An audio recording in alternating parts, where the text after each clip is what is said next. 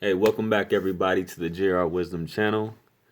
Today I'm going to be talking about a controversial topic that I'm just basically following up on the previous video I did on Jesus, who is Jesus.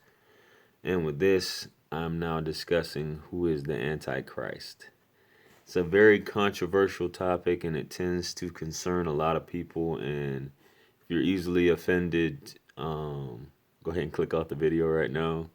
I will try not to take up too much of your time. I find this to be an interesting topic that goes along with eschatology, the end of the world, and things of that nature, prophecy, and things like that. There's been a lot of conjecture about who the Antichrist is. It's always, every time a new president is elected, you always say that this president is the Antichrist. Most recently from Bush to Obama, and now Trump's the Antichrist. But we throw these labels out without really knowing the basis, as far as scriptural basis of what the Antichrist actually is. So, like I said, I don't want to take up too much time. This video is designed to give a quick synopsis. I won't be quoting, a whole bunch of verses because that would take entirely too long, even though there isn't really too many verses, excuse me, so to speak, about it. But in essence, the Antichrist is the false Messiah. He's obviously not Jesus, but he's supposed to be an impersonator, a deceiver. Um, he was prophesied by every prophet that's walked this earth, that he would be coming in the end of days. Um, like I said, we have to have a description on what this Antichrist is, and Revelations does a very good job, a poetic job of saying who this is, and by describing, beasts and fire and dragons and all these other things. But since the time of Jesus 2,000 years ago, there have been many false prophets and many, alleged antichrist or second comings and things of that nature. And I know there's been the prophecies of Daniel, along with Sir Isaac Newton. Based upon his research, he's predicting, a cataclysmic or a world event that's supposed to happen around 2040, 2050, something along sometime along those lines. So, um, like I said, a lot of these people have come and gone who were supposed to be have been Antichrist, and I guess it was also prophesied that there would be several Antichrists, you know, from the time that Jesus made his ascension 2,000 years ago. So the concept of the Antichrist was that one person would claim to be Jesus, and he would be performing miracles and the like. The Antichrist would conquer the entire world, things like that. Um, he would be basically, he would have this strange ideology, not just by like weapons of destroying the world as far as conquering, but with his ideology. He's a very charismatic figure. That's why you hear people compare him to presidents and things like that. Um, During his time, the believers would actually become non-believers because they would choose him and believe that he's actually Jesus that returned. So he's been described by the prophets as being one of the biggest trial and or tribulation that mankind will ever face. So, fundamentally, the Antichrist, he was seen as anything that was against Jesus or denied Jesus and his Father or the Trinity and things of that nature. So, in essence, that would make the Antichrist a Jew or Jewish, as we seen that the Jews, the Pharisees were obviously against Jesus and that he was a false prophet and things of that nature. So in essence, the Jews, Pharisees would be seen as the Antichrist. So that's carried on today in the belief that the Antichrist will be Jewish when he does return. So I'm gonna, you know, venture from that to another topic, which I found was interesting. There was a man called Jack Parsons. Now, Jack Parsons, he was an engineer and he was also a chemist. He invented the first rocket and rocket fuel, which made space travel possible, as well as all the other satellites, cable television, all this technology that we have nowadays that made the world a much smaller place, so to speak, where we can reach out to all these different places around the world. So he was basically pioneered this and he was responsible for this. Jack Parsons, as I said. NASA doesn't talk about him a lot, but the fact of the matter was he was basically responsible for making it possible. He basically, the rocket basically enabled us to breach the atmosphere and go into space. So the thing that a lot of people don't know about Jack Parsons is that he was involved in the occult. And in the occult, demonology, all these things like that. He delved in stuff like that. So what's interesting about it is that he would get with his practice in the occult, he would get involved in astral projection. I know this is getting weird, but this is what he wrote about in his own autobiography, and you're probably like, where am I going with this? So he delved in astral projection, which is projecting his spirit or consciousness into whatever space. And when he did this one time, he met a person or a being or a demon or something to that effect called Balarian Armalus al-Dajjal. In Arabic, al-Dajjal is the Antichrist. So this guy, Jack Parsons, is American, just to let you know. And when he met this al-Dajjal, this being, it was said that he would fulfill the law of the beast, 666. In essence, he would be the helper, whether he was possessed by this person or not. He would be the helper, and he would be helping the Antichrist accomplish the mission, things of that nature. He wrote about this in his autobiography and other occult texts. You can look Jack Parsons up for yourself. You can check out his books if you don't believe what I'm saying. This is documented that he wrote this down, and this was about, 60 years ago? 60, 70 years ago. So that's just another tangent. I just want to throw that out there for something for y'all to consider. But anyway, let's rewind the time back to 500 years after Jesus Christ. Obviously Christianity has, been in full swing at this point. Council of Nicaea has already convened, all that stuff like that. So you have a group of men that are traveling in the Arabian Sea, and they end up, due to bad weather, they end up, I don't want to say marooned on an island, but on a strange island, so to speak, and shipwrecked or whatever. So while searching on the island, they come across a beast. This beast is so hairy they can't tell the front from the back of it. And this beast basically tells them that a man is looking for them on this island. So they head in the direction of a temple where this man is at. So this man is a large man that they see in this temple, and he's chained up. And he's chained up with his knees and his hands like this. And so these group of men from the Middle East at this time are asking him, like, what's going on here? Who are you? So he replies and says, well, you guys can do whatever you want to me. I'm chained up. Can I ask you, who are you? So they tell him, they say that, there are some travelers. They're from the Middle East, the Syria, Jordan, Jerusalem area, Arabia area.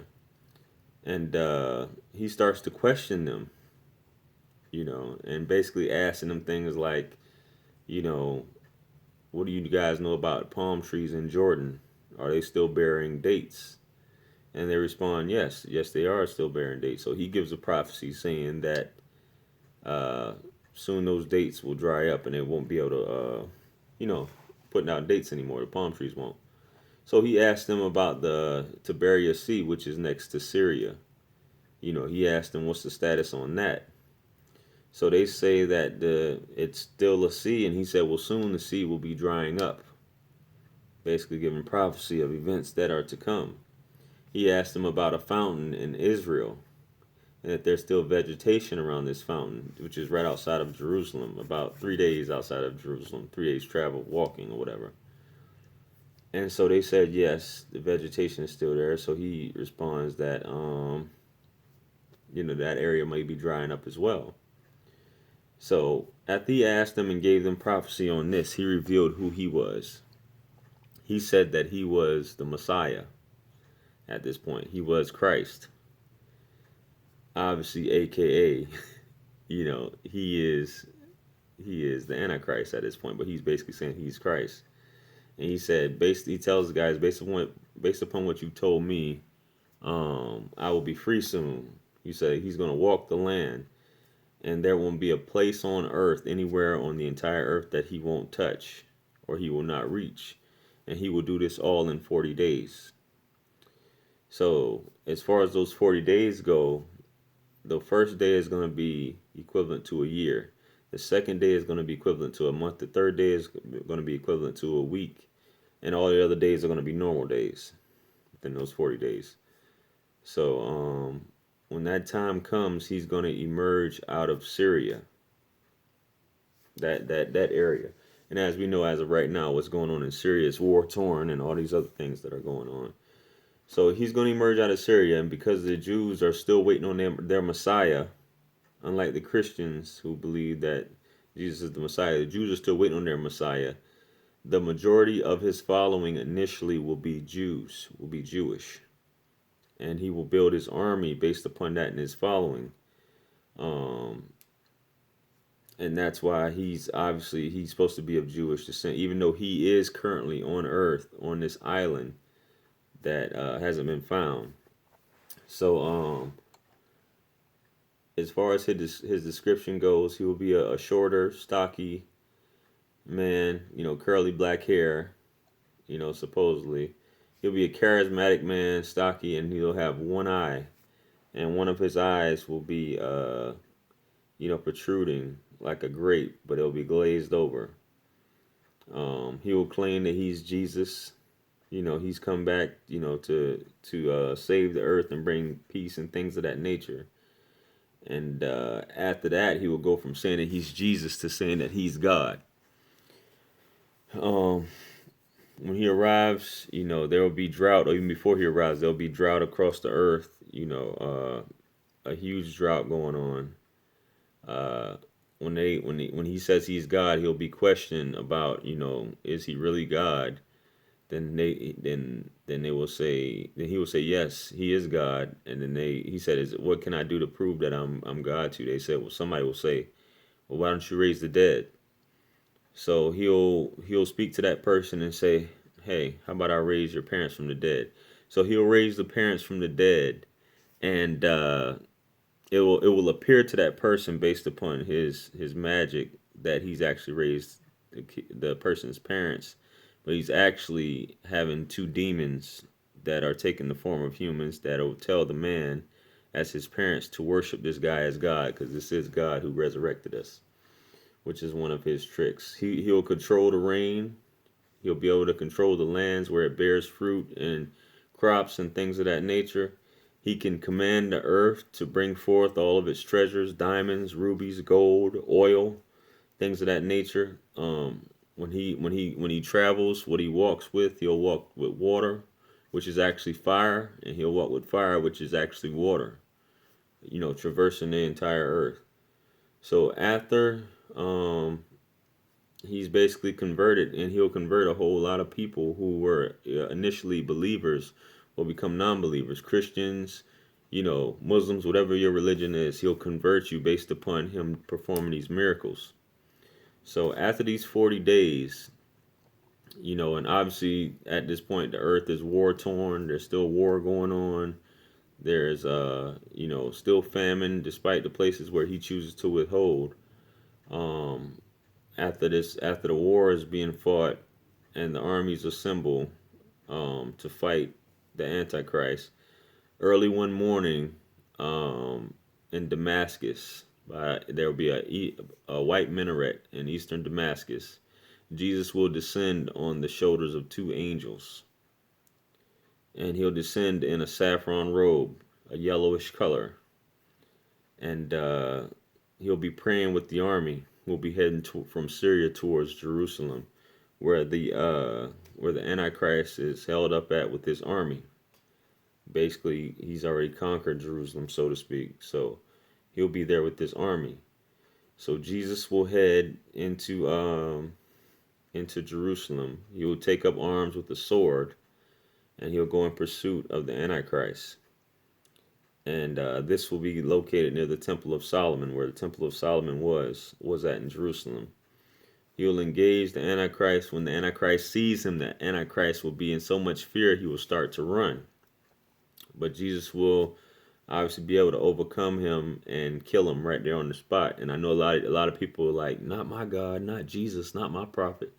Jesus will come back as a warrior.